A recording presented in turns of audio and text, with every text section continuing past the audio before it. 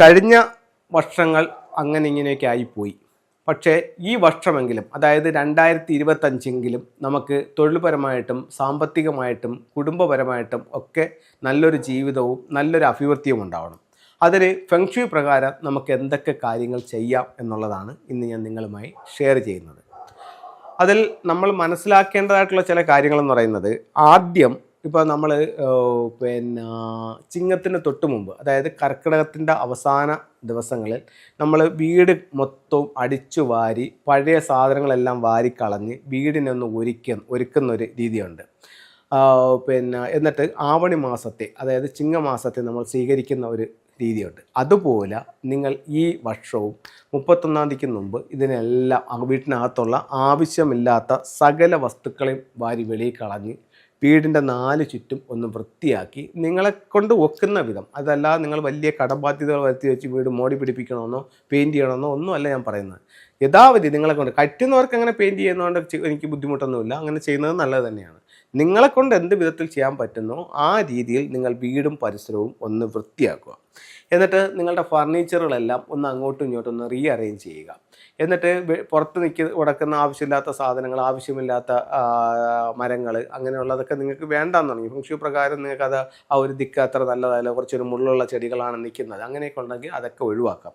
അതായത് എൻ്റെ വീട്ടിലേക്ക് ആ കാറ്റും, മെയിൻ എൻട്രൻസിലേക്ക് കാറ്റും വെളിച്ചവും കടന്നു വരുന്ന രീതിയിൽ എന്തെങ്കിലും തടസ്സങ്ങളുണ്ടെങ്കിൽ അതിനെല്ലാം ഒന്ന് മാറ്റാം.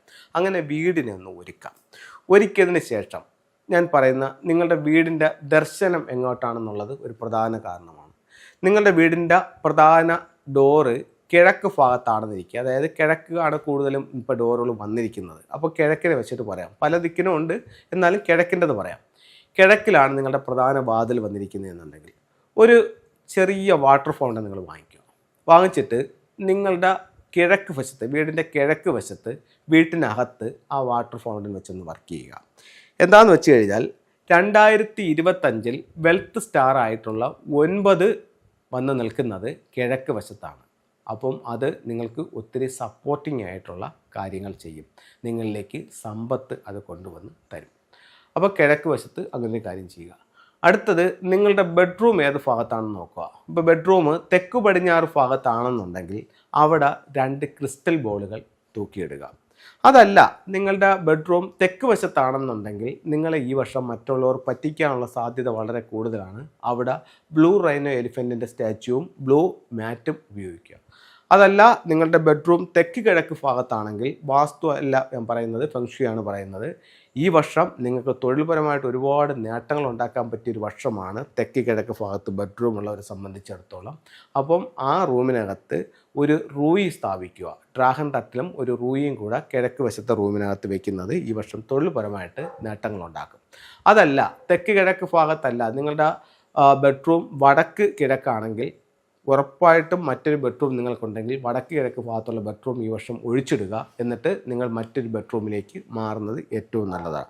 അതുപോലെ നിങ്ങൾ മറ്റുള്ള പ്രോഗ്രാമുകൾ കണ്ടിട്ട് ഓരോ ദിക്കിൻ്റെയും കാര്യങ്ങൾ മനസ്സിലാക്കിക്കൊണ്ട് അതാത് സ്ഥലത്ത് യഥാവിധി പരിഹാരങ്ങൾ ചെയ്യുക. അപ്പോൾ നിങ്ങൾക്ക് കിഴക്ക് ഭാഗത്ത് എന്തായാലും നിങ്ങൾക്കൊരിത് ചെയ്യാനായിട്ട് സാധിക്കും.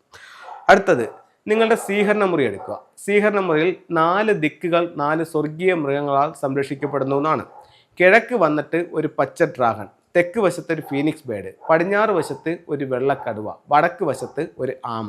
അപ്പോൾ ഈ ഒരു 4 സിമ്പിൾസ് നിങ്ങൾക്ക് ഈ 4 ദിക്കുകളിലായിട്ട് സൂക്ഷിക്കാവുന്നതാണ്.